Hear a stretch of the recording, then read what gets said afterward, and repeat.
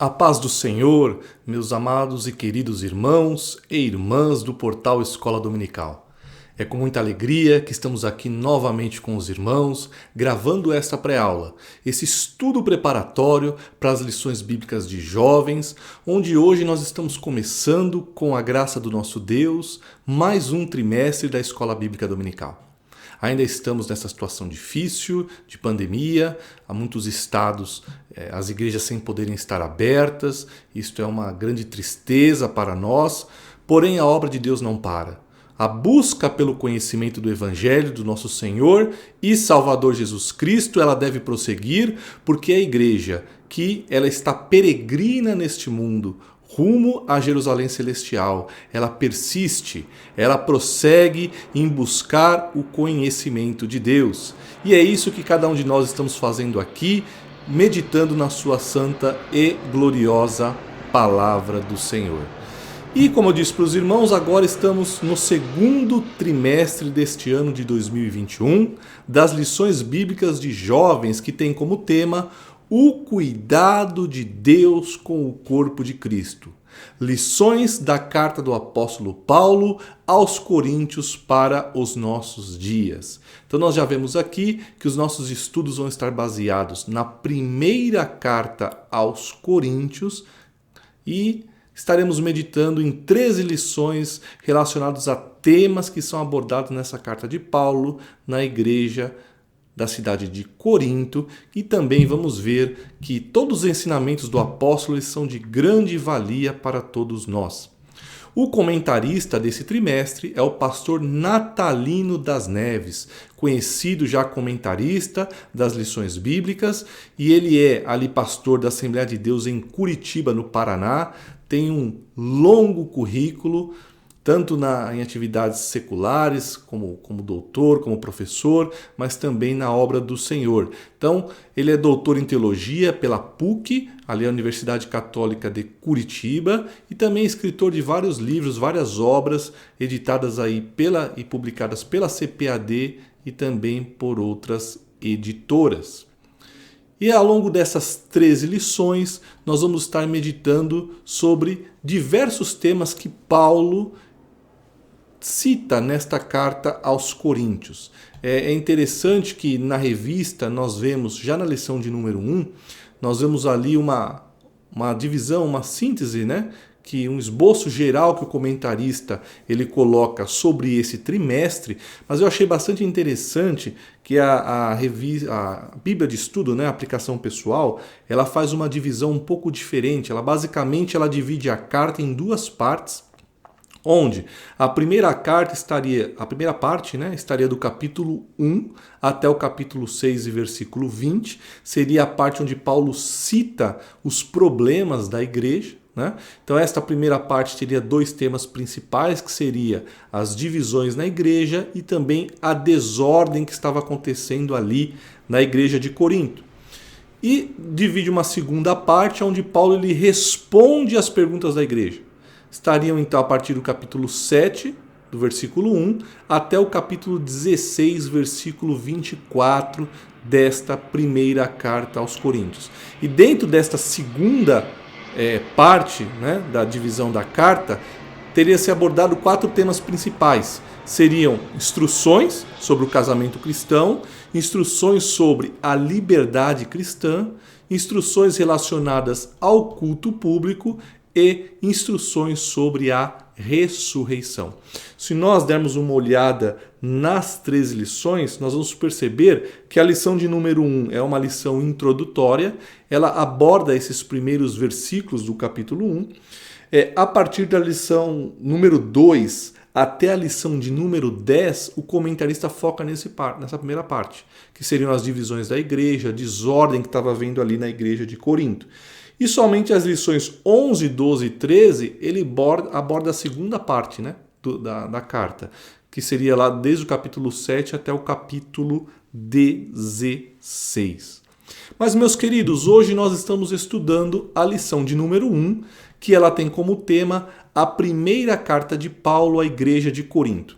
Como nós já comentamos, Esta é uma lição introdutória, onde nós fazemos um ensejo sobre todos os assuntos que serão abordados, sobre a importância de se estudar esta primeira carta aos Coríntios. E quando nós nos debruçamos um pouco mais sobre entender que cidade é esta, a cidade de Corinto, né? Nós vemos que uma primeira informação importante é que essa cidade ela estava localizada ali geograficamente num istmo. Né? O que é um istmo, professor Humberto? Segundo o dicionário, o istmo é uma estreita faixa de terra que liga duas áreas de terra maiores, né? Ou seja, unindo uma península a um continente separado por dois mares. Os irmãos vão ver aí uma imagem que mostra bem como que era aquele istmo ali de Corinto, né? E naquele istmo já houveram tentativas ali de se construir um canal para ligar esses dois mares. Essa primeira tentativa de construir um canal ocorreu ali no ano de 67 pelo imperador Nero. Então, o imperador Nero ali, ele ordenou que, vejam só, meus queridos, 6.000 soldados para eles escavarem a terra para construir um canal, como os irmãos estão vendo aí na imagem, né? Um canal para unir esses dois mares, para ter uma passagem, né, entre navios desses dois mares. Só que logo no ano seguinte, Nero ele morreu, né? E ali o seu sucessor, o imperador Galba, ele abandonou o projeto porque estava com um custo muito alto de execução. Mas foi construído um canal ali em Corinto, né, que liga justamente o Golfo de Corinto com o Mar Egeu. E esse canal ele possui hoje 6,3 quilômetros de comprimento.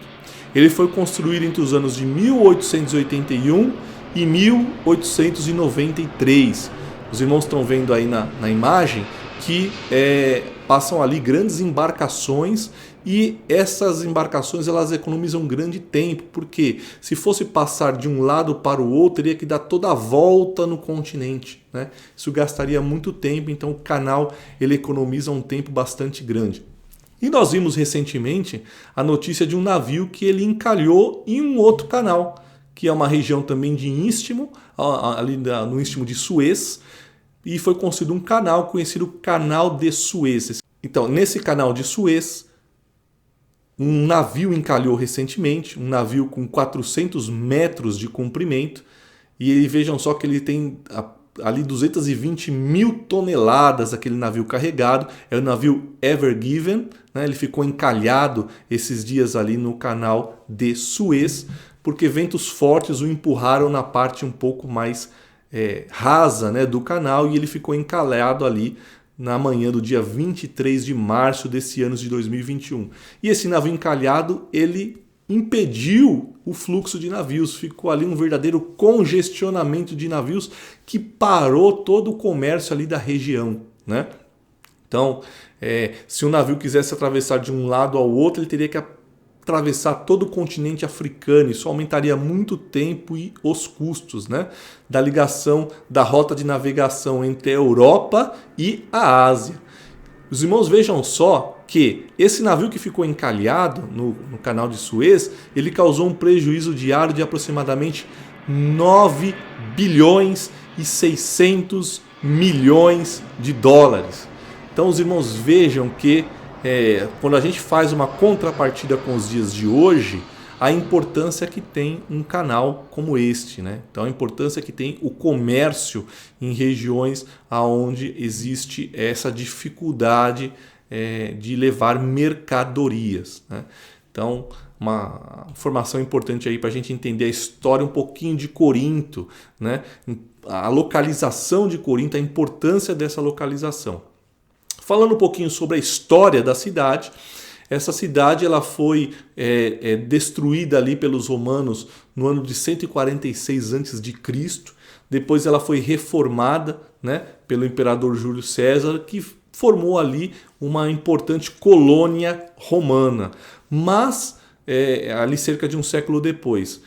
E aquela região foi habitada por muitos italianos, por ser uma colônia romana. Porém, a cultura grega, a cultura helenística é uma cultura muito forte, né? Uma cultura que tem um embasamento histórico muito grande, e eles mesmo ali sendo controlados e dominados pelos romanos, eles mantiveram a sua cultura ali intacta, muito forte, mantendo até a língua, né, a sua língua grega como a língua mais forte ainda da região. Chegou a um certo ponto que a cidade de Corinto foi considerada a quarta maior cidade do Império Romano, né? E quando a gente fala quarta maior cidade, a gente não está falando especificamente de tamanho geográfico, mas de grau de importância, né? Como a gente comentou, ela estava ali numa situação, uma posição estratégica, né? Geograficamente falando, era um ponto comercial. Os irmãos e as irmãs vejam que a cidade de Corinto, ela não tinha só um porto, ela tinha dois, né? Porque ela ligava esses dois mares. Então, muitas vezes valia muito mais a pena eu receber a mercadoria por um porto, transportar ela via terra até o outro porto para continuar a viagem. Então, era uma região ali muito forte de passagem comercial, né? E a partir do ano 27 ali antes de Cristo, ela virou um centro estratégico, um centro comercial importantíssimo, né? E administrativo da província romana ali na região da Acaia.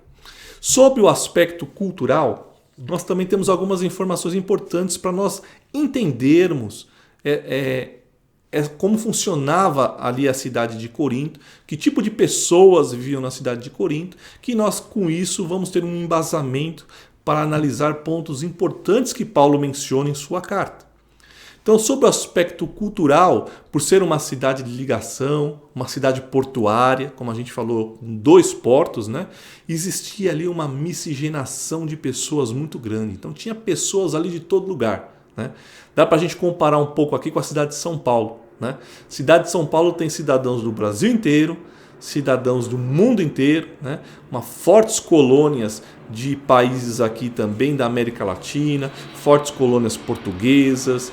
Temos colônias, embora a região sul do Brasil seja mais forte na colonização europeia, mas temos colônias europeias, de cidadãos europeus também aqui em São Paulo, temos cidadãos chilenos, uruguaios, bolivianos e assim por diante. Então, nesse aspecto, São Paulo parece muito com a cidade de Corinto por essa grande miscigenação que nós temos, né? Então ali aquela cidade carregava toda a filosofia grega, né?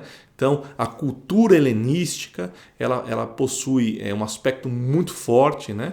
E aquela cidade tinha toda a sua autoconfiança baseada no conhecimento e nas ciências. Então, ou seja, é uma cidade onde os seus cidadãos e a sua cultura tomavam suas decisões, tinha o seu modo de vida também muito amparado pela cultura helenística, ou seja, baseada no conhecimento e nas ciências. Com isso, nós vemos que ali era o lugar ideal para se ter uma igreja, né? Onde tem muita gente de diversas culturas, né?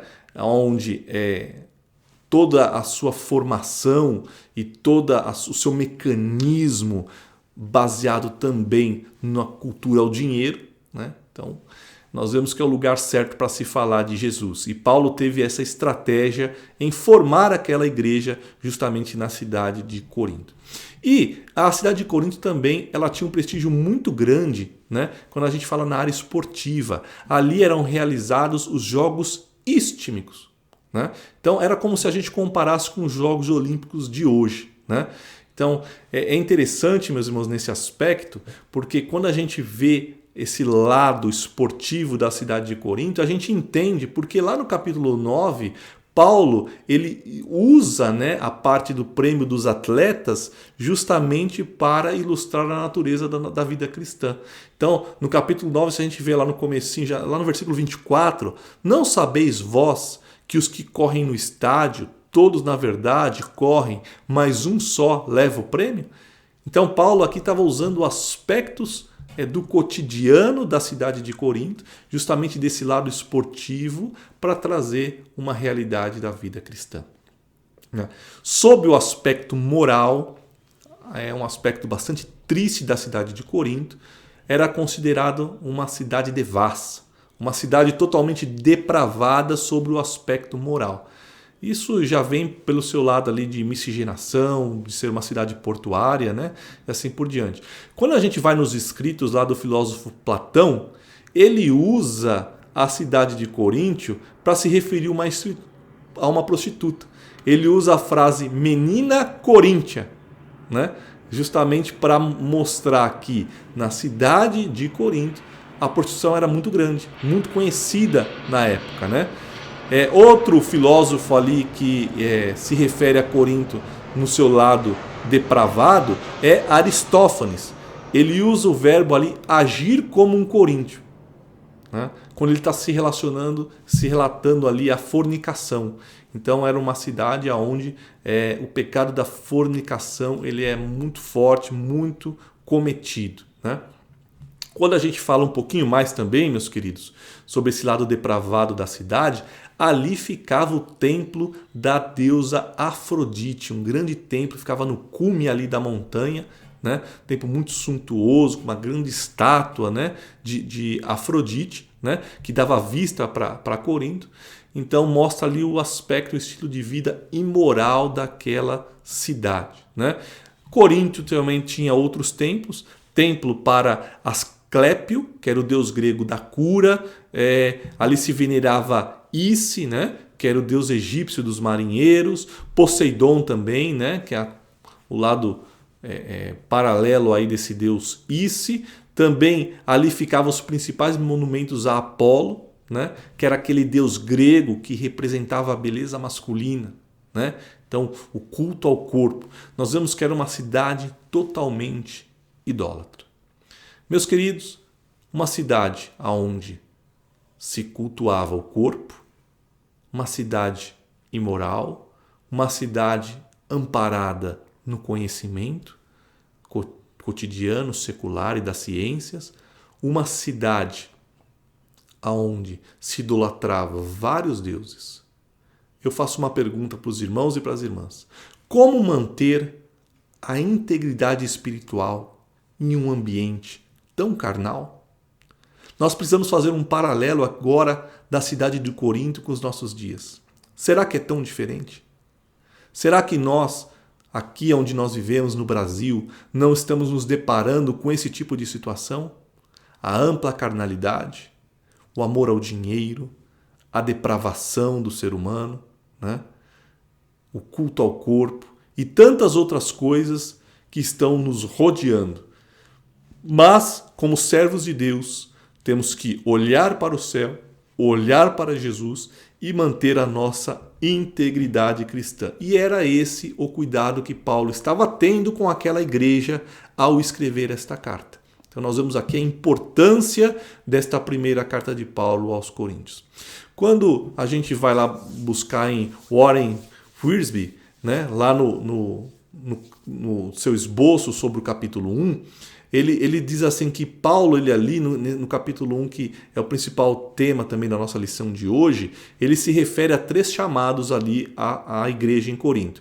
Ele faz um chamado, lá no versículo 2, à santidade, um chamado à comunhão e um chamado para glorificar a Deus. Então, o apóstolo inicia a sua carta chamando a igreja de Corinto para esses pontos específicos.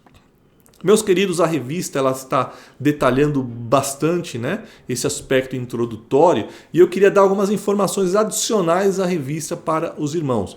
Os irmãos e as irmãs sabem que a nossa proposta do portal Escola Dominical não é ler a revista com os irmãos, estudar a revista, porque isso nós fazemos na Escola Dominical, onde a igreja se reúne para adorar ao Senhor, para buscar o conhecimento da sua palavra. Mas eu gostaria de dar aqui algumas informações adicionais sobre esse aspecto introdutório dessa lição de número 1 e no tópico 1, onde se fala sobre a autoria, data, local e propósito da carta. No versículo 1, Paulo diz assim, Paulo, chamado apóstolo de Jesus Cristo, pela vontade de Deus, e o irmão Sóstenes. Aqui Paulo já se apresenta como o autor desta carta. Nós vemos aqui um ex-perseguidor da igreja, mas que havia se convertido não pela sua própria vontade, mas pela vontade do próprio Deus. Porque Deus quer que todos venham a se converter, que nenhuma alma se perca. E Jesus, viu em Paulo que ele tinha um direcionamento correto, né? No sentido, em que sentido, meus irmãos? Paulo, ele era dedicado na obra de Deus, ainda como Saulo, né? Porém, o direcionamento dele estava no sentido errado, né? Ele estava direcionado à lei, aonde ele deveria olhar para Jesus, se direcionar para o Mestre, né? Então, ele fazia tudo aquilo porque ele acreditava que a igreja que estava surgindo ali, que o próprio Jesus, eles praticavam heresias diante de Deus, né? Mas o próprio Jesus teve um encontro com ele e mostrou que o entendimento dele estava correto. E Paulo, ele tinha toda uma influência, né? Ainda como Saulo, nos ensinos ali de Gamaliel, nos ensinos dos principais da sinagoga. E isso, nos nossos dias, existe também esse ponto importante, meus queridos. A influência nos nossos dias, ela também é muito forte, assim como era nos tempos de Saulo. Nós temos hoje uma grande quantidade de influenciadores. O próprio YouTube é a porta de entrada para que toda a humanidade tenha acesso aos influenciadores. Aqueles que querem defender as suas ideias, os seus posicionamentos e nos influenciar a pensar como eles. Paulo também foi influenciado a pensar ali como os principais da sinagoga, foi influenciado por Gamaliel, né? Mas a partir do momento que ele é influenciado por Jesus, né, ele passa a ter uma visão totalmente diferente e passa a ter uma visão do céu, né? E nós precisamos ter cuidado, meus irmãos, em quem tem nos influenciado, né? Paulo, ele foi vislumbrado ali pelo conhecimento, ele foi vislumbrado pela preponderância dos sábios de Jerusalém, né? Em nossos dias nós também temos esta tendência, temos que tomar cuidado, não ficarmos vislumbrados, né? Então nós vemos aí influenciadores na sociedade que falam bem, né? Que têm uma vida próspera no âmbito financeiro, né? E eles vendem toda uma imagem, toda uma ideia que corrobora com aquilo que eles acreditam. E nós temos que sempre fazer a análise e a alusão com a palavra de Deus, né? Que ela determina se aquela influência, se aquele pensamento ele é de Deus ou se ele não é de Deus. E o que estava acontecendo naquela igreja de Corinto era justamente que eles estavam cedendo a esta influência. Uma igreja formada por judeus, né?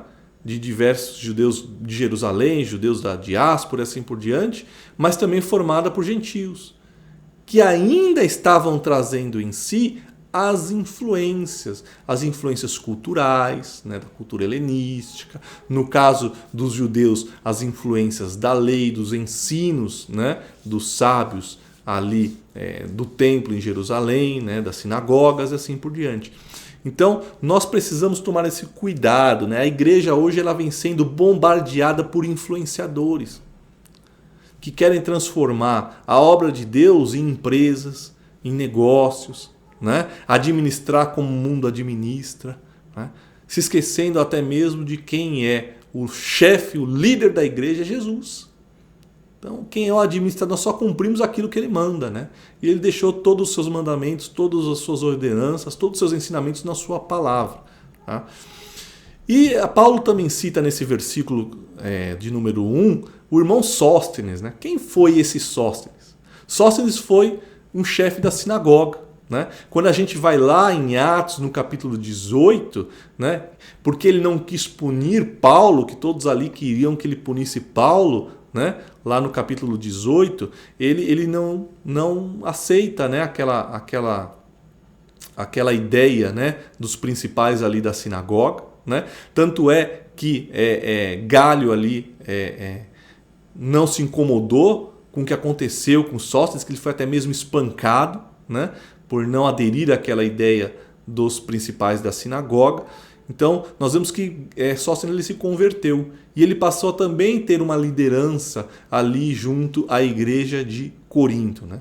Galho ele era procônsul da Acaia, né? Para a gente citar. Então, ele se converteu ao cristianismo, abraçou a fé em Cristo, né? E a própria pregação do Paulo. E por isso que Paulo, quando escreve a carta àquela igreja, ele cita também a liderança ali de Sóstenes junto à comunidade.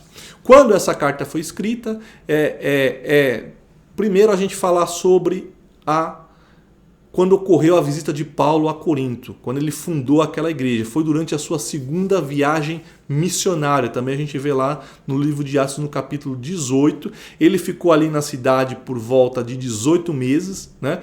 No início ele começou sozinho, depois ele teve a companhia de Silas e Timóteo, que o ajudaram ali na fundação daquela igreja. Né?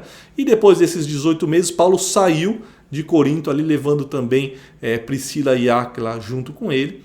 E quando ele deixou eles em Éfeso e continuou as suas viagens ali por toda a Síria. Né? A revista também cita, e o texto sagrado também cita, que essa não foi a única carta escrita por Paulo. Né? Na verdade, a primeira carta aos Coríntios não foi a primeira carta que Paulo escreveu. Né? Quando nós vamos lá no capítulo 5, né, versículo 9, da primeira carta aos Coríntios, Paulo fala assim, ó: já por carta vos tenho escrito que não vos associeis com os que se prostituem. Então, ele menciona que ele já tinha se dirigido àquela igreja por carta, então uma carta anterior a essa que nós consideramos a primeira carta aos Coríntios. Mas, meus irmãos, nós temos que tomar um cuidado com isso. Isso não abre um precedente para a gente dizer, então, aceitar aí, né, cartas que surgem, livros apócrifos que venham a trazer conteúdo desta carta, porque se não está no cânon bíblico, não aprove a Deus mencionar o conteúdo desta carta. Porque quem atuou para que nós tenhamos a Bíblia como nós a conhecemos hoje foi o próprio Deus. Então, se ela não está no cânon, é porque o conteúdo ali não é pertinente para a nossa vida espiritual. Né?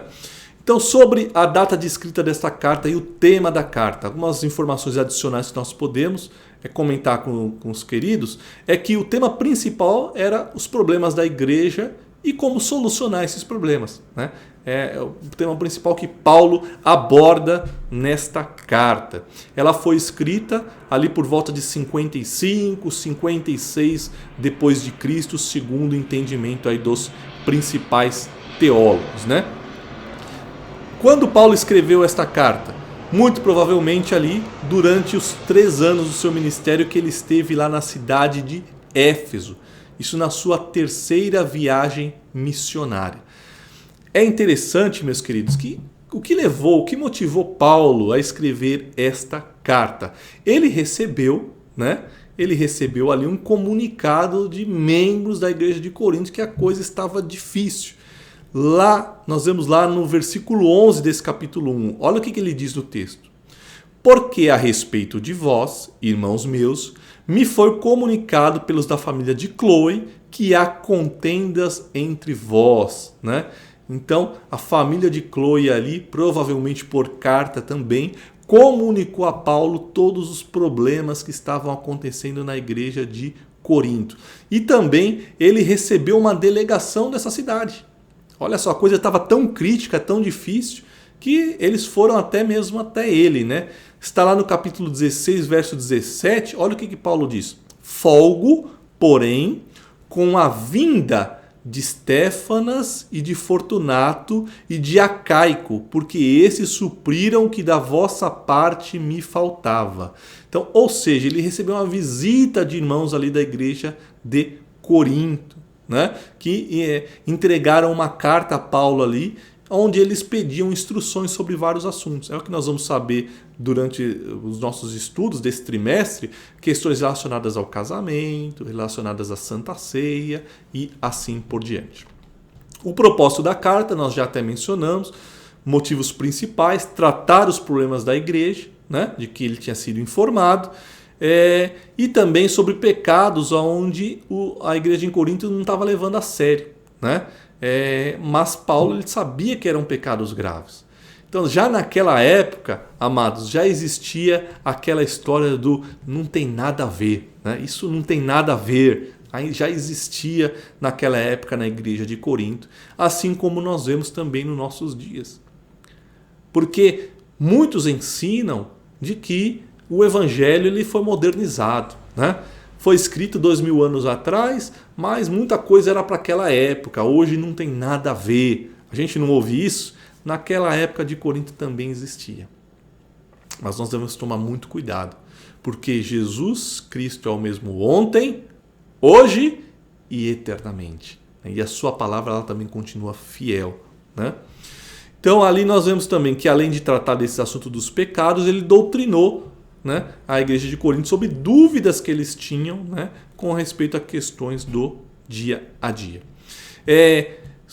Agora vou dar algumas informações adicionais para os irmãos sobre o tópico 3 da revista, onde ele fala sobre as principais características daquela carta, né? Então a primeira característica é que os membros ali estavam discutindo uns com os outros, estavam formando grupos, né? O famoso partidarismo, né? E principalmente esse partidarismo onde os grupos se dividiam entre Paulo, Pedro e Apolo. Está lá a partir do versículo 10, que eu quero ler o 12 e o 13 com os irmãos, do capítulo 1. Quero dizer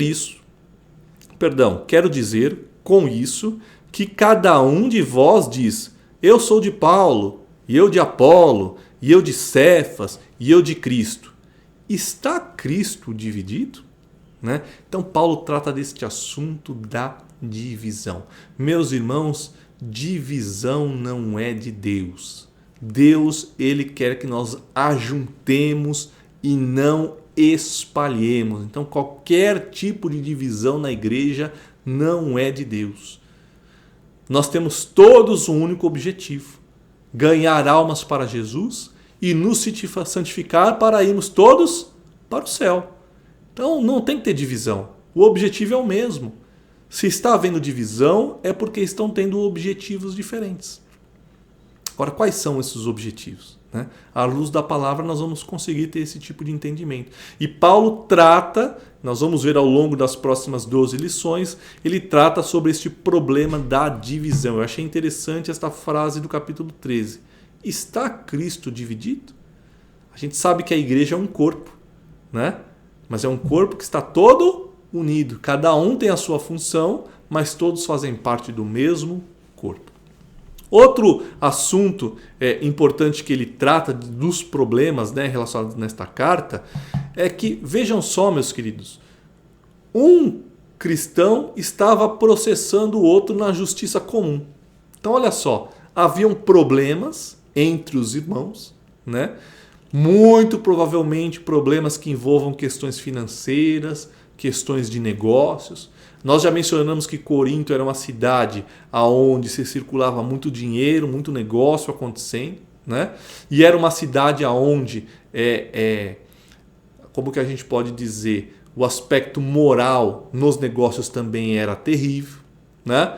E como muitos irmãos ainda não tinham deixado essas práticas do mundo na cidade de Corinto, então estava tendo problemas aí de relacionamento, inclusive financeiro, comercial entre os irmãos, né? Problemas de relacionamento moral também, um ofendia o outro, né? E aonde que eles iam tratar esses problemas? Iam tratar na justiça comum da época, né? E Paulo, ele recrimina isso. Olha só o que ele diz, capítulo 6, ousa algum de vós, tendo algum negócio contra o outro, ir a juízo perante os injustos e não perante os santos? Então Paulo aqui começa a tratar desse problema, mostrando que, olha, se tem alguma divisão, se tem algum problema a ser tratado, por que vocês estão indo tratar com os ímpios? E ao longo dos versículos ele fala, no versículo 3 do capítulo 6, ele diz assim, não sabeis vós que havemos de julgar os santos? Então se a igreja é lá de julgar os anjos, né? Por que ela não teria capacidade de julgar os problemas entre os irmãos? Né? Ao longo desse capítulo, né, ele ainda fala o seguinte, olha, versículo 6, mas se o irmão vai a juízo com o irmão, e isso perante infiéis? Né? Paulo cita aqui que já não deveria ter problema, né, entre os membros da igreja. Mas se tem, você ainda vai tratar isso perante os infiéis? É um ensinamento muito importante para nós, queridos, né? Porque os nossos problemas como igreja devem ser tratados como igreja. Dentro da casa do Senhor nós temos pessoas levantadas por Deus com os seus dons, ministeriais e espirituais para tratar desses problemas, né? E agora, quando nós temos uma dificuldade com o irmão e vamos tratar fora, pegar conselho com os de fora, ou às vezes até defamar aquele irmão, começar a falar para A, para B sobre aquele problema, né? Essa não é a maneira correta e Paulo vai nos ensinar sobre isso. Paulo também trata sobre a ceia do Senhor, né? Como celebrar a ceia do Senhor. Por quê? Porque os irmãos estavam se reunindo e estavam havendo discussão, divisão entre os irmãos e se reunindo como corpo de Cristo para celebrar a ceia do Senhor. Lá no versículo 17 do capítulo 11 ele fala, ó, nisto porém, que vou dizer-vos, não vos louvo, porquanto vos ajuntais, não para melhor, senão para pior. Olha que situação terrível, né? Aí o versículo 18 ele diz, porque antes de tudo, ouço que quando vos ajuntais na igreja, há entre vós dissensões e em parte o creio. Então, Paulo dá um ensinamento aí sobre a ceia do Senhor, que não deveria haver dissensões entre os irmãos perante o corpo de Cristo. E a situação de Corinto estava tão difícil que o aspecto moral da cidade estava ainda influenciando os cristãos da igreja. Por quê? Os irmãos imaginem que tinha um caso onde tenha havido fornicação, né, entre um homem e a mulher do seu pai. Olha que situação de incesto aí, né? Capítulo 5, versículo 1. Geralmente se ouve que há entre vós fornicação e fornicação tal, que nem ainda entre os gentios, como é haver quem abuse da mulher do seu pai. Que situação difícil. E ainda pior, a igreja estava fazendo vista grossa para aquilo que estava acontecendo. Os irmãos veem alguma similaridade com os nossos dias? Então Paulo trata desse assunto também. Haviam ali dúvidas em relação aos dons espirituais, né? Ao ensino da igreja, então disputas, então alguns irmãos estavam levando para sua própria vanglória, né? Porque nós vemos no próprio capítulo 1 que é uma igreja repleta, uma igreja que tinha todos os dons espirituais, mas alguns estavam levando aquela graça recebida por Deus para a sua própria vanglória, né? E deviam de parar de se vangloriar e deviam então amar uns aos outros. Isso é o que Paulo nos ensina, né? Haviam também dúvidas em relação ao casamento e a vida, se devia ver como solteiro, se devia se casar ou não, né? Paulo dá um ensinamento sobre isso. Essa lição vai ser importante a gente tratar sobre este assunto, né? Porque é uma dúvida que existe em nossos dias, principalmente aos jovens, né? Eu já não sou mais jovem, já estou com meus 41 anos de idade, 20 anos de casado já, né? Mas também tive os meus 18, 19, 20 anos e passei por situações de muitas dúvidas. Será que era o momento certo para casar? Será que é a pessoa certa, né? Então, Paulo ele trata sobre estas dúvidas e é uma lição de muita importância que nós tenhamos um entendimento correto sobre o que Paulo ensina, né?